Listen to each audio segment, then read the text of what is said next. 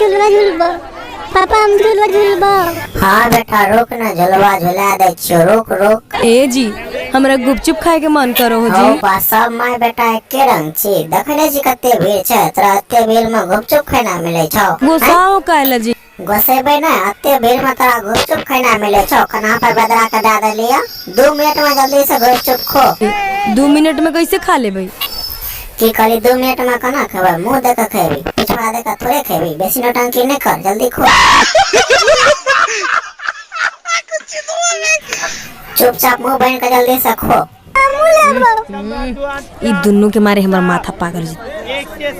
अजी देखो ई फूकना लेते, लेवा दहो। आगे आगे आगे, तोरा दिमाग आ नहीं छौ? वो फूकना लाते 2 मिनट में फोड़ देते। तू तो समझे वाला छी ना, का समझाई नहीं पापा हम लेबो।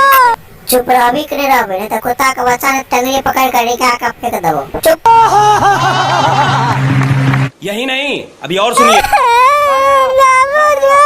अजी बुतरू ना है जी, ले दऊ तो क्यों जते? बुदरू छे त पागल नहीं करता, खाते पीते त कोनो चीज नहीं हेता। फुका लेते तुरंत फुका का फोड़ देते। कोनो चीज खाते त ख्याल दे हो तो फुका नहीं देबे। हे देखा ऐसे नहीं करा। अच्छा तो अब तो हमरा समझावे ले चल लिया अपना पति के घर में हाथ दबो उठा के फेंक दो, बाप ने बचवाए तो चुप।